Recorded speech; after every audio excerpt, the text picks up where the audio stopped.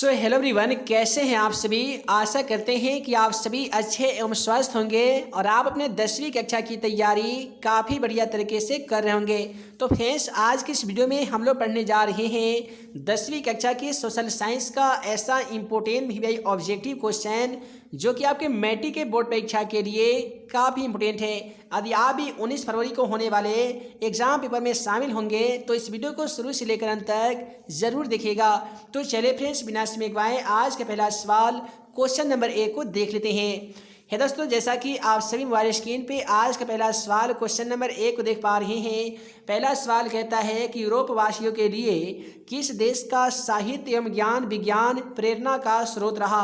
तो पहला ऑप्शन में दिया गया जर्मनी, ऑप्शन बी में दिया गया यूनान, ऑप्शन सी में दिया गया तुर्की और आपका ऑप्शन डी में दिया गया है इंग्लैंड। तो जैसा कि आप सभी को मालूम होगा कि हमारा वीडियो सीरीज का पहला क्वेश्चन का जवाब आप सभी को वीडियो के नीचे जाकर कमेंट बॉक्स में इसका सही जवाब लिखना होता है। तो क्वेश्चन नंबर 1 का क्या सही जवाब होगा, आप जल्दी से वीडियो के नीचे चले जाइए और कमेंट बॉक्स में जाकर क्वेश्चन नंबर 1 का सही जवाब लिख सकते हैं। उसके बाद में अगला सवाल उसमें 2 को देखिए कि इटली एवं जर्मनी वर्तमान में किस महादेश के अंतर्गत आते हैं। तो याद रखिएगा, इटली और जर्मनी वर्तमान में यूरोप महादेश के अंतर्गत आते हैं। क्वेश्चन का सही जवाब ऑप्शन सी होगा, यूरोप। उसके बाद में क्वेश्चन 3 को देखिए कि रूस में जार का क्या अर्थ होता है। ठीक है जी, तो रूस में जो जार का अर्थ होता है वो रूस का सम्राट होता है, क्योंकि रूस के जो भी सम्राट हुआ करते हैं उन्हीं को जार कहा जाता था। क्वेश्चन का सही जवाब ऑप्शन डी होगा। उसके बाद में अगला सवाल इसमें 4 कहता है कि हिंद चीन क्षेत्र में कौन कौन से देश आते हैं। तो दोस्तों याद रखिएगा, हिंद चीन क्षेत्र में वियतनाम, लाओस और कंबोडिया ये 3 देश आते हैं। तो वियतनाम, लाओस और कंबोडिया ऑप्शन सी में दिया गया है, अतः क्वेश्चन का सही जवाब ऑप्शन सी होगा। उसके बाद में अगला सवाल क्वेश्चन 5 को देखिए कि वल्लभ भाई पटेल को सरदार की उपाधि किस किसान आंदोलन के दौरान दी गई थी। तो याद रखिएगा, बारदोली किसान आंदोलन के दौरान ही सरदार वल्लभ भाई पटेल को सरदार की उपाधि दी गई थी। सरदार वल्लभ भाई पटेल से संबंधित 1-2 सवाल और पूछे जाते हैं कि पूछे जा सकते हैं कि भारत में लौह पुरुष की संज्ञा किसे दी गई है। तो सरदार वल्लभ भाई पटेल हो जाएगा। अगला सवाल 6 को देखिए कि जनसंख्या का घनत्व सबसे अधिक कहाँ होता है। ठीक है जी, तो जनसंख्या का जो घनत्व है वो सबसे ज़्यादा महानगर में होता है। जैसे महानगर बिहार का कौन सा है, तो पटना है। उसके बाद में कहता है कि भारत के लिए पहला फैक्ट्री एक्ट किस वर्ष पारित किया गया था। तो दोस्तों याद रखिएगा, भारत के लिए पहला फैक्ट्री एक्ट जो है ये सन 1881 ईस्वी में पारित किया गया था। तो यहाँ पे क्वेश्चन 7 का सही जवाब ऑप्शन सी हो जाएगा। उसके बाद में अगला सवाल यहाँ पे क्वेश्चन नंबर 8 को देख लीजिए। दोस्तों क्वेश्चन 8 कहता है कि गिरमिटिया मजदूर बिहार के किस क्षेत्र से भेजे जाते थे। तो याद रखिएगा, गिरमिटिया जो मजदूर है ना जी, वो अनुबंधित मजदूरों को गिरमिटिया मजदूर कहा जाता था और ये सभी गिरमिटिया मजदूर बिहार के पश्चिमी क्षेत्र से भेजे जाते थे। और मजदूर दिवस कब मनाया जाता है, तो 1 मई को मनाया जाता है। यह भी याद रखिएगा। मजदूर संघ अधिनियम कब पारित किया गया था, तो 1926 ईस्वी में पारित किया गया था। यह भी याद रखिएगा।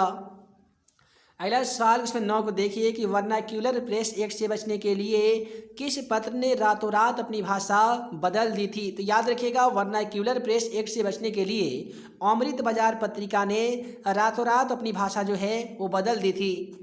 उसके बाद में अगला सवाल कहता है हमारा कि पूर्ण स्वराज की मांग का प्रस्ताव कांग्रेस के किस वार्षिक अधिवेशन में पारित हुआ था। तो यहाँ पे क्वेश्चन 10 का सही जवाब ऑप्शन ए हो जाएगा। सन 1929 ईस्वी की बात है जब लाहौर अधिवेशन में पूर्ण स्वराज की मांग का प्रस्ताव को पारित किया गया था कांग्रेसियों के द्वारा।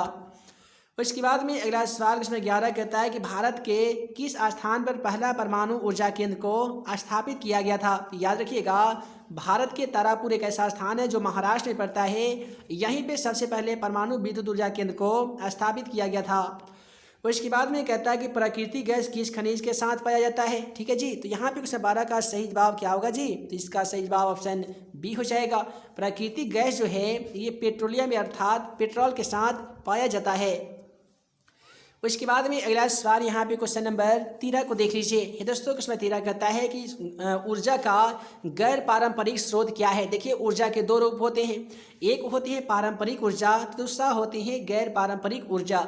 तो पारंपरिक ऊर्जा उसे कहते हैं जो इंसान नहीं बना सकता है, जैसे कोयला, विद्युत नहीं, यहाँ पे पेट्रोलियम, ये सभी की सभी क्या हो जाएगा जी, तो ये पारंपरिक हो जाएगा। लेकिन गैर पारंपरिक की बात करें तो वैसे ऊर्जा जो किसी अन्य ऊर्जा के सहायता से प्राप्त की जाती है, जैसे सौर ऊर्जा हो गया, ज्वारीय ऊर्जा हो गया, पवन ऊर्जा हो गया, ये सभी के सभी ऊर्जा के गैर पारंपरिक स्रोत होते हैं।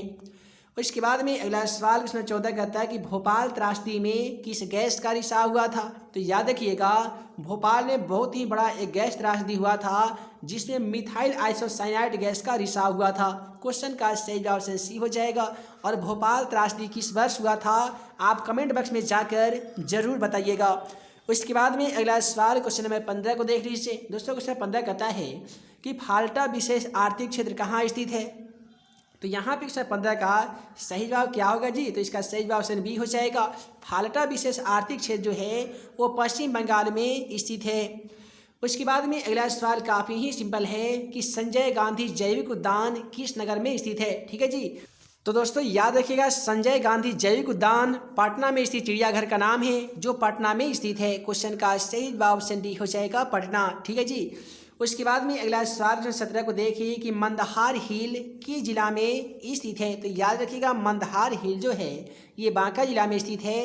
अतः क्वेश्चन का बिल्कुल सही जवाब ऑप्शन सी हो जाएगा। यदि आप तमाम छात्रों को वीडियो पसंद आ रहा हो तो वीडियो को एक लाइक जरूर कीजिएगा। साथ ही चैनल पे नए होंगे तो चैनल को सब्सक्राइब कीजिएगा और अपने दोस्तों में ज़्यादा से ज़्यादा इस वीडियो को शेयर कर दीजिएगा। उसके बाद में अगला सवाल उसमें 18 कहता है कि उच्चवाच्य प्रदर्शन के लिए हैस्यूर विधि का विकास किसने किया था। तो यहाँ पे क्वेश्चन 18 का सही जवाब ऑप्शन बी हो जाएगा, यानी लेहमान महोदय ने ही उच्चवाच्य प्रदर्शन करने के लिए हैस्यूर विधि का विकास किया था। उसके बाद में अगला सवाल हमारा कहता है सासाराम नगर का विकास किस युग में किया गया था। तो यहाँ पे क्वेश्चन 19 का सही जवाब ऑप्शन ए हो जाएगा। मध्य युग की बात है जब सासाराम नगर का विकास किया गया था। एक और सवाल पूछे जाते हैं कि सासाराम नगर में किस ऐतिहासिक शासक का मकबरा स्थित है। तो याद रखिएगा शेर शाह सूरी का जो मकबरा है वो सासाराम में स्थित है। उसके बाद में अगला सवाल उसमें 20 को देखिए कि सीमेंट उद्योग का प्रमुख कच्चा माल क्या होता है। तो याद रखिएगा सीमेंट उद्योग का प्रमुख कच्चा जो माल है वो चूना पत्थर है। क्वेश्चन का सही जवाब ऑप्शन ए हो जाएगा चूना पत्थर। उसके बाद में अगला सवाल कहता है कि भारत में राष्ट्रीय स्तर पर पंचायती राज की स्थापना कब की गई थी। तो यहाँ पे क्वेश्चन 21 का सही जवाब ऑप्शन ए हो जाएगा। 1959 ईस्वी की बात है जब भारत में राष्ट्रीय स्तर पर पंचायती राज की व्यवस्था की गई थी। और भारत में जो पहला आम चुनाव किया गया था ये सन 1952 में हुआ था जब भारत के प्रथम प्रधानमंत्री पंडित जवाहरलाल नेहरू, तो वहीं पे भारत के प्रथम राष्ट्रपति डॉक्टर राजेंद्र प्रसाद को बनाया गया था। उसके बाद में अगला सवाल कहता है कि बिहार में पंचायती राज का स्वरूप क्या है। तो याद रखिएगा बिहार में पंचायती राज का जो स्वरूप है ना जी वो ग्राम पंचायत भी है, पंचायत समिति भी है और जिला परिषद भी है। अतः क्वेश्चन का सही जवाब ऑप्शन डी हो जाएगा इनमें से सभी। उसके बाद में अगला सवाल 23 कहता है कि इंडिका पुस्तक के लेखक कौन है। ठीक है जी, उम्मीद है आप सभी को इसका आंसर मालूम होगा। हालांकि ये जो क्वेश्चन है ना ये खास करके 12th में पूछे जाते हैं कि इंडिका पुस्तक के लेखक कौन है। तो इंडिका पुस्तक के लेखक मेगास्थनीज है। क्वेश्चन का सही जवाब ऑप्शन ए होगा। उसके बाद में अगला सवाल 24 कहता है कि भारत में सर्वप्रथम नगर निगम की स्थापना कहाँ पे की गई थी। तो दोस्तों याद रखिएगा भारत में सबसे पहले नगर निगम की जो स्थापना है वो चेन्नई में की गई थी। यहाँ पे क्वेश्चन का सही जवाब ऑप्शन ए होगा चेन्नई। इसके बाद में अगला सवाल यहाँ पे क्वेश्चन 25 को देख लीजिए। ये दोस्तों क्वेश्चन 25 कहता है कि संघ सरकार का उदाहरण है। ठीक है जी, तो संघ सरकार का जो उदाहरण है ना वो अमेरिका है। क्वेश्चन का सही जवाब ऑप्शन ए हो जाएगा अमेरिका।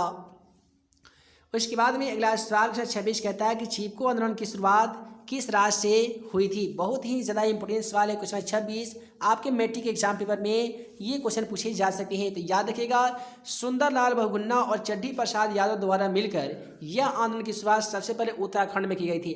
इस आंदोलन का मुख्य उद्देश्य ये था कि वन एवं पर्यावरण की सुरक्षा करना। ठीक है जी। इस आंदोलन से जुड़े लोग तमाम लोग पेड़ से चिपक जाते थे और पेड़ काटने वाले को मारकर भगा दिया करते थे। तो पूछा जाएगा कि चिपको आंदोलन का नेतृत्व किसने किया या चिपको आंदोलन किसने चलाया था, तो याद रखिएगा सुंदरलाल बहुगुणा ने। और चिपको आंदोलन का मुख्य उद्देश्य क्या था, तो वन एवं पर्यावरण की सुरक्षा करना। और चिपको आंदोलन किस प्रांत से शुरू हुआ था, तो उत्तराखंड से शुरू हुआ था। अगला सवाल 27 को देखिए कि नर्मदा बचाओ आंदोलन संबंधित है। तो दोस्तों नर्मदा बचाओ आंदोलन का भी जो संबंध है ये भी पर्यावरण से है। और सवाल यहाँ पे पूछे जा सकते हैं कि नर्मदा बचाओ आंदोलन किसने चलाया था, तो याद रखिएगा मेधा पाटेकर ने नर्मदा बचाओ आंदोलन चलाया था।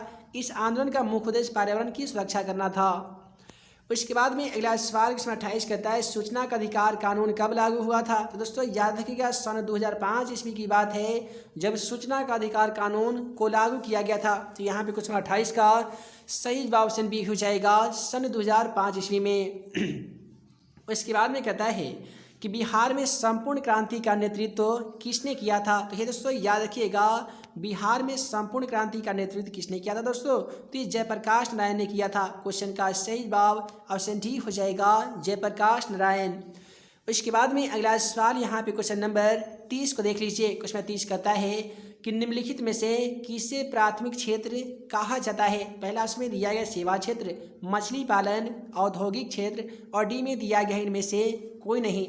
तो याद रखिएगा मत्स्य पालन यानी मछली पालन को प्राथमिक क्षेत्र कह सकते हैं। सेवा क्षेत्र अर्थव्यवस्था के तृतीय क्षेत्र के अंदर आते हैं। द्वितीय क्षेत्र में आते हैं औद्योगिक क्षेत्र। उसके बाद में क्वेश्चन 31 कहता है योजना आयोग का अध्यक्ष कौन होता है। ठीक है जी, इसका सही जवाब बताइए कि क्या क्या इसका सही जवाब होगा। तो यहाँ पे क्वेश्चन 31 का सही जवाब ऑप्शन बी हो जाएगा। योजना आयोग के जो अध्यक्ष होते हैं वो प्रधानमंत्री होते हैं।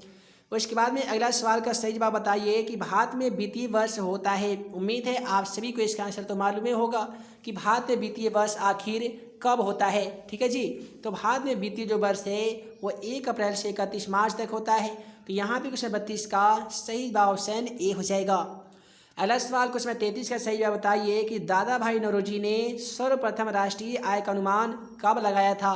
तो दोस्तों यहाँ पे क्वेश्चन 33 का सही जवाब ऑप्शन ए हो जाएगा। सन 1868 ईस्वी की बात है जब दादा भाई नौरोजी ने सबसे पहले राष्ट्रीय आय का अनुमान लगाया था। उसके बाद में अगला सवाल 34 को देखिए कि मुद्रा के कार्य है जी, मुद्रा का जो कार्य है वो क्या क्या है। तो मुद्रा के कार्य मापन भी है, संचयन भी है और भुगतान भी है। तो क्वेश्चन का सही जवाब ऑप्शन डी हो जाएगा। मुद्रा का कार्य इनमें से सभी है, मापन, संचय, भुगतान। उसके बाद में अगला सवाल 35 को देखिए कि भारत की वित्तीय राजधानी किस शहर को कहा जाता है। तो याद रखिएगा भारत की वित्तीय जो राजधानी है ये मुंबई शहर को कहा जाता है। यहाँ पे क्वेश्चन 35 का सही जवाब ऑप्शन ए हो जाएगा, मुंबई। उसके बाद में क्वेश्चन 36 का सही जवाब बताइए कि कौन बीमारू राज्य नहीं है। आप सभी को बता दें यहाँ पे 36 का सही जवाब ऑप्शन बी हो जाएगा, क्योंकि बिहार, उड़ीसा और मध्य प्रदेश ये 3 भारत के ऐसे राज्य हैं जो बीमारू राज्य कैटेगरी में आते हैं। लेकिन कर्नाटक की बात की जाए तो कर्नाटक बीमारू राज्य नहीं है। उसके बाद में अगला सवाल 37 कहता है कि इनमें से कौन सी बहुराष्ट्रीय कंपनी नहीं है। आप सभी को बता दें, देखिए सबसे पहले समझिए कि बहुराष्ट्रीय कंपनी कहते किसे हैं। तो वैसे कंपनी जो एक देश में नहीं बल्कि अनेकों देश में जाकर अपना व्यापार करती है, अपना बिजनेस को वहाँ पे बढ़ावा देती है। ठीक है जी, ऐसे कंपनी को बहुराष्ट्रीय कंपनी कहा जाता है। और बहुराष्ट्रीय कंपनी किसे कहते हैं, ऐसे सवाल मैट्रिक एग्जाम पेपर में 2 नंबर में भी पूछे जाते हैं। तब फोर्ड मोटर्स है और सैमसंग तथा कोका कोला ये तीनों के तीनों कंपनियां एक देश में नहीं बल्कि अनेकों देश में अपना इकाई लगाती है, अनेकों देश में व्यापार करती है, इसीलिए ये तो बहुराष्ट्रीय कंपनी है। लेकिन नया ऑप्शन डी में दिया गया संतोष, और संतोष एक बहुराष्ट्रीय कंपनी नहीं है। अगला सवाल 38 को देखिए कि भारत में उपभोक्ता संरक्षण अधिनियम की घोषणा कब की गई थी। तो दोस्तों याद रखिएगा सन 1986 ईस्वी की बात है जब भारत में उपभोक्ता संरक्षण अधिनियम की घोषणा की गई थी। इसलिए क्वेश्चन 38 का सही जवाब यहाँ पे ऑप्शन ए हो जाएगा, सन 1986 ईस्वी में। उसके बाद में अगला सवाल 39 को देखिए कि महासागर के तली में होने वाला कंपन किस नाम से जाना जाता है। इसका सही जवाब बताइए जी कि क्वेश्चन 39 का क्या सही जवाब हो जाएगा। देखिए महासागर के तली में यानी महासागर के सबसे निचले वाले भाग में यदि कंपन होता है उसे हम लोग सुनामी कहते हैं। क्या कहते हैं जी? सुनामी कहते हैं। और जो पृथ्वी में कंपन होता है उसे भूकंप कहते हैं। सुनामी की तीव्रता की माप सोनामीटर के द्वारा की जाती है, तो वहीं पे भूकंप की तीव्रता की माप रिएक्टर स्केल के द्वारा की जाती है। LSR क्वेश्चन 40 को देखिए कि मलबे के नीचे दबे हुए लोगों का पता लगाने के लिए किस यंत्र की मदद ली जाती है? तो देखिए इसका आंसर हालांकि 2 होता है। ठीक है जी, कौन कौन? तो आइए बता देते हैं। मलबे के नीचे मान लेते हैं कि कोई अचानक कोई घर है जो गिर गया, उसमें बहुत सारे लोग दबकर मर गए। उन दबे हुए लोगों का पता लगाने के लिए जो यंत्र की मदद ली जाती है वह इंफ्रारेड कैमरा या प्रशिक्षित कुत्ता। यदि प्रशिक्षित कुत्ता ऑप्शन में रहेगा तो इंफ्रारेड कैमरा नहीं रहेगा, इंफ्रारेड कैमरा रहेगा ऑप्शन में तो प्रशिक्षित कुत्ता नहीं रहेगा। यहीं पे देखिएगा ना, तो दूरबीन दिया गया है, इंफ्रारेड कैमरा दिया गया है, हेलीकॉप्टर दिया गया और टेलीस्कोप दिया गया है। तो ऐसा ऑप्शन दिया जाएगा तो क्वेश्चन का सही ऑप्शन भी हो जाएगा इंफ्रारेड कैमरा। दोस्तों आज की इस वीडियो में हम लोगों ने देखा 10वीं कक्षा के सोशल साइंस यानी सामाजिक विज्ञान का ऐसा इम्पोर्टेंट भी ऑब्जेक्टिव क्वेश्चन जो कि आपके मैट्रिक के बोर्ड परीक्षा के लिए काफ़ी इम्पोर्टेंट था। उम्मीद करते हैं कि आज का यह वीडियो आप सभी को पसंद आया हो। दोस्तों वीडियो पसंद आया हो तो ज़्यादा से ज़्यादा संख्या में वीडियो को लाइक कीजिए, अपने दोस्तों में शेयर कीजिए। नए होंगे चैनल को तो चैनल को सब्सक्राइब कर लीजिए ताकि ऐसे ही आने वाली हर 10वीं कक्षा का वीडियो आप सभी को मिल सके और आप हमारे द्वारा बनाए गए तमाम इंपॉर्टेंट क्वेश्चन का वीडियो सबसे पहले देख सकें। तो हे दोस्तों हम जल्द मिलेंगे अगले वीडियो में नए भी क्वेश्चन के साथ। तब तक के लिए आप सभी को वीडियो देखने के लिए बहुत बहुत धन्यवाद।